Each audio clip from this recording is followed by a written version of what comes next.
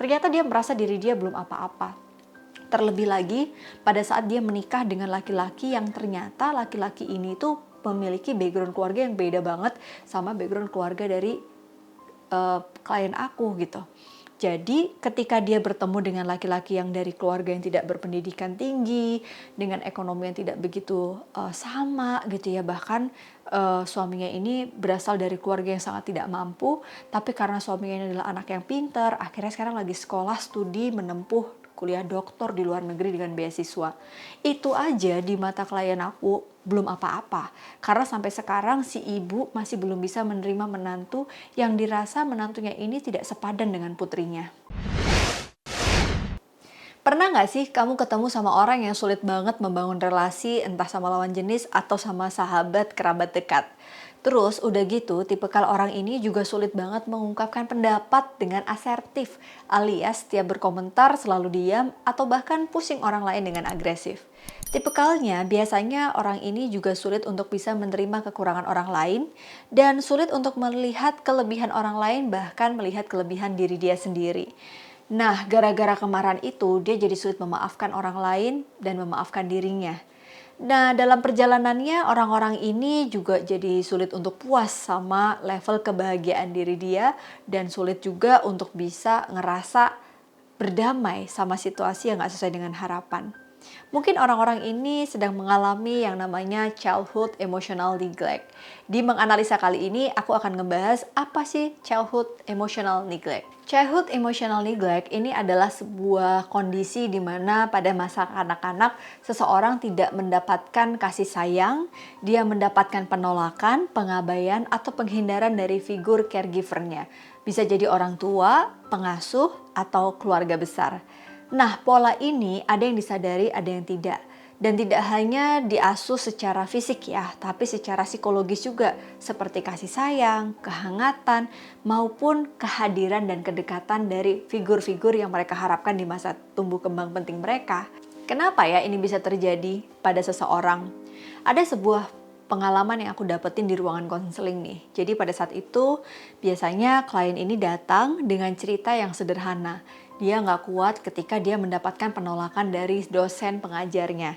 Nah pada saat ujian tiba-tiba dia gagal dan dia menyalahkan statement dari dosen yang membuat dia tuh merasa gagal atas ujian tersebut. Tapi kegagalan itu ternyata tidak berangsur menghilang, membaik dan dia lupakan. Sudah bertahun-tahun ternyata klien aku ini tuh kayak kurang bisa berdamai sama situasi yang udah terjadi. Padahal itu udah tahun-tahun yang lalu pada saat dia masih duduk di bangku sekolah. Nah pada saat dia sekarang menjadi seorang profesional, ketakutan dia untuk salah, ketakutan dia untuk bisa menghadapi kritikan itu seperti ada yang terngiang-ngiang gitu loh pada saat dia ujian dulu waktu di masa sekolah. Dan begitu aku coba untuk tarik di titik trigger apa yang membuat dia sampai trauma, kenapa dosen ini bisa membuat dia sampai marah, ternyata permasalahannya itu bukan di dosennya, tapi ada pada respon orang-orang yang ada di sekitar dia pada saat mendengar dia gagal ujian saat itu. Respon pertama yang dia dapatkan adalah respon dari ibunya. Ibunya marah besar-besaran karena dia merasa anaknya ini adalah anak yang juara kelas dari kecil, kemudian anaknya ini selalu berprestasi, tidak pernah gagal, dan bahkan anak yang sangat dia banggakan di keluarga besar. Pada saat gagal itu yang muncul adalah kata-kata negatif dari si ibu, yang ternyata kata-kata itu dia dapatkan sejak dia masih kecil. Pada saat dia duduk di bangku sekolah, klien aku ini tuh kayak nggak pernah bisa dapat nilai jelek, karena setiap dapat nilai jelek yang diungkapkan oleh ibunya adalah kata-kata negatif tentang penolakan dan pengabaian. Akhirnya dia merasa berbeda dari anak-anak yang lain. Ketika ibunya memberikan kasih sayang yang tulus tanpa syarat dengan nilai yang harus cum laude atau nilai yang harus memuaskan, anak ini atau klien aku ini di masa kecil mendapatkan pengabaian ketika dia tidak berhasil mencapai prestasi tertentu. Nah, kemudian kejadian itu menjadi salah satu penyebab yang dia nggak sadar. Kemarahan terbesar itu justru bukan dengan dosennya, tapi kemarahan itu adalah akibat pengabaian dia dengan figur lekat dia yaitu ibunya. Waktu proses kita berdamai dengan kejadian itu, ternyata pola yang sudah terlama terjadi membuat akhirnya muncul sebuah trauma. Seperti yang teman-teman tahu, trauma ini adalah sesuatu yang tidak bisa kita manipulasi gitu ya. Trauma akan muncul akibat sebuah ketakutan berlebih pada kejadian yang sudah berlalu. Dan trauma ini macam-macam. Ada trauma yang sifatnya jangka panjang, ada trauma yang sifatnya hanya sementara. Untuk trauma yang jangka panjang, apalagi muncul akibat childhood atau pengalaman masa kecil, ternyata ini butuh proses yang nggak sebentar untuk mendapatkan treatmentnya dari sudut pandang psikologi gitu kan. Jadi akhirnya pada saat itu aku minta apa sih yang harus dia lakukan. Dia harus sadar dulu, traumanya ini adalah trauma masa lalu yang nggak bisa dirubah. Ada luka yang belum sembuh, ada kemarahan yang belum usai, yang sampai sekarang dia nggak bisa ungkapin ke ibunya, karena gimana pun sekarang ibunya tuh ya udah tua, figur model yang dia panuti. Sebenarnya di balik kemarahan ibunya kalau dia gagal, ya ibunya itu adalah ibu yang penyayang. Ibunya ini adalah ibu yang sangat dia jadikan sebagai role model. Tapi klien aku ini mengalami childhood emotional neglect yang cukup dalam, karena ini selalu terjadi pada setiap usia sekolah dari sejak bangku TK sampai bangku kuliah. Sampai akhirnya dampak terbesarnya adalah klien aku ini dia jadi tidak mudah puas dengan pencapaian yang dia sudah capai sekarang. Dia merasa numb, dia merasa nothing, dia merasa kayaknya dia itu bukan siapa-siapa. Padahal profesi yang dia punya sekarang itu adalah profesi yang sangat diinginkan oleh semua orang. Dia sekarang ada di titik di mana semua orang kalau misalnya berkarir pasti itu cita-citanya ya di level itu, di profesi dia. Ternyata dia merasa diri dia belum apa-apa. Terlebih lagi pada saat dia menikah dengan laki-laki yang ternyata laki-laki ini tuh memiliki background keluarga yang beda banget sama background keluarga dari klien aku gitu. Jadi ketika dia bertemu dengan laki-laki yang dari keluarga yang tidak berpendidikan tinggi, dengan ekonomi yang tidak begitu sama gitu ya, bahkan suaminya ini berasal dari keluarga yang sangat tidak mampu, tapi karena suaminya ini adalah anak yang pintar, akhirnya sekarang lagi sekolah, studi, menempuh kuliah doktor di luar negeri dengan beasiswa. Itu aja di mata klien aku belum apa-apa. Karena sampai sekarang si ibu masih belum bisa menerima menantu yang dirasa menantunya ini tidak sepadan dengan putrinya. Jadi kemarahan itu berkali lipat gitu. Double-double gitu teman-teman sifatnya. Dia marah karena ibunya tidak bisa menerima suaminya. Dia bahkan marah dengan suaminya dan dia marah sama keadaan. Kenapa aku belum bisa membahagiakan ibuku karena ibuku selalu mengatakan bahwa aku gagal memilih pasangan.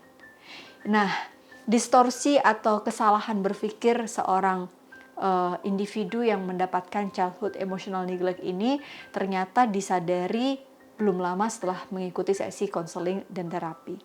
Pada saat dia menyadari ada luka yang sebenarnya terjadi pada saat usia childhood atau anak-anak, akhirnya dia berusaha untuk ngobrol dari hati ke hati dengan pasangannya, bahwa dia selama ini tidak pernah memberikan afeksi dan apresiasi bukan apa-apa, bukan karena nggak bangga, tapi karena dia masih ada luka yang dia nggak sadar, yang dimana dia terus mengejar penerimaan, pengakuan, apresiasi dari sosok figur ibu yang dia harapkan memberikan kasih sayang tanpa syarat. Lalu setelah itu aku minta dia ngobrol sama ibunya. Ternyata ini langkah yang paling sulit untuk dia lakukan. Karena sampai sekarang dia masih merasa sungkan, apalagi ibunya itu udah sepuh, usianya udah lansia. Jadi dia gak mau bikin ibunya tambah marah dan punya pikiran baru. Akhirnya klienku ini aku bawa di dalam imagery terapi. Pada saat kita visual, kita minta dia untuk membayangkan ada sosok ibu di kursi di depan dia. Tumpah deh gitu. Dia ngobrol sama ibunya yang sosok imajinasi dia.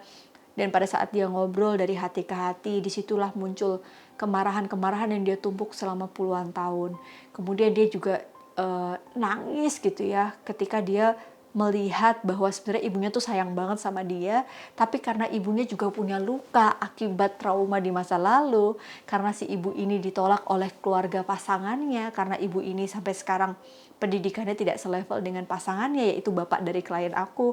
Jadi akibat luka yang tidak disadari ini turun-menurun menjadi luka-luka berikutnya gitu teman-teman. Akhirnya aku minta klienku untuk secara utuh dia menyadari bahwa luka ini harus di stop. Maksud aku bukan di stop kemudian hilang ya. Luka ini tetap ada, tapi dirawat, disadari, dikenali. Ibaratnya luka ini sudah terlanjur ditutup terlalu lama, ketika kita buka, luka ini udah gak bagus lagi gitu.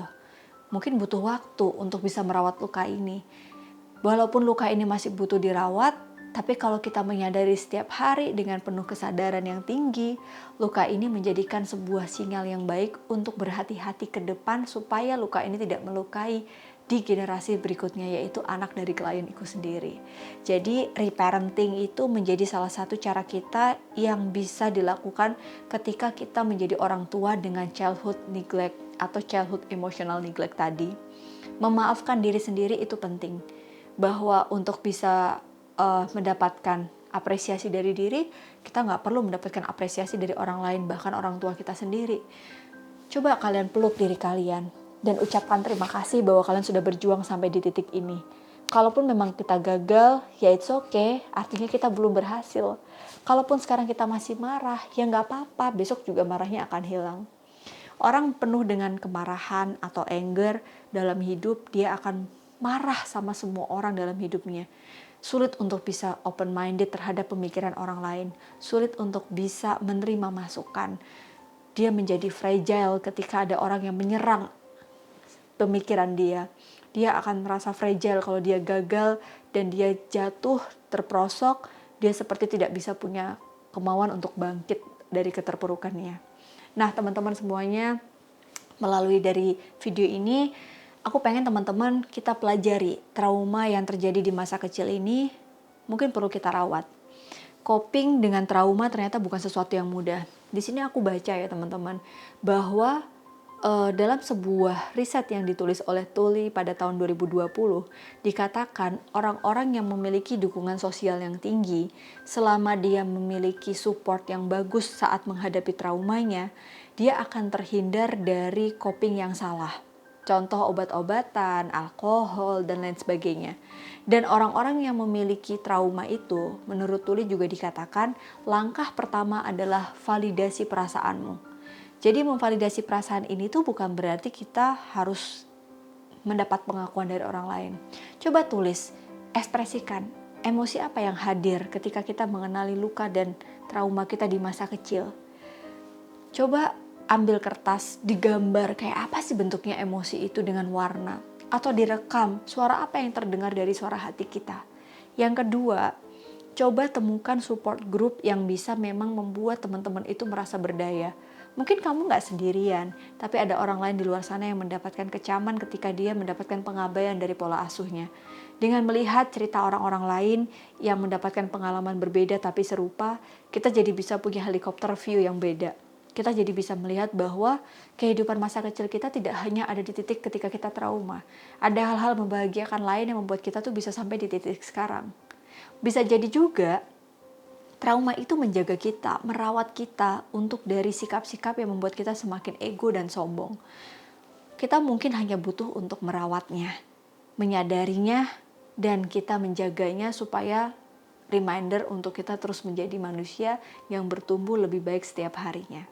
Nah, teman-teman semuanya, semoga video ini tuh bisa jadi sebuah insight gitu ya. Nggak cuma untuk kita yang sekarang sedang struggle sama masa kecil yang mungkin memilukan, trauma-trauma penolakan terhadap, ya mungkin nggak cuma di rumah, bisa jadi di sekolah pernah dibully, pada saat di sekolah pernah ditolak, atau mungkin di anak tirikan dari sibling sendiri atau kakak adik kandung sendiri. Apapun itu, setiap keluarga pasti punya cerita dan setiap kita pasti punya keluarga. Nah, salah satu cara kita adalah menyadari, menerima dan memaafkannya, lalu melangkah lagi untuk menghadapi ke depan, karena hidup kita ke depan tidak dipengaruhi semata hanya sepenggal dari cerita yang menyedihkan di masa lalu. Terima kasih sudah nonton Analisa Channel, sampai jumpa di episode berikutnya. Kalau kamu suka menganalisa kali ini, boleh kamu share dan kasih komen dong di bawah, kira-kira nextnya kita mau menganalisa apa lagi nih. Thank you, Assalamualaikum warahmatullahi wabarakatuh.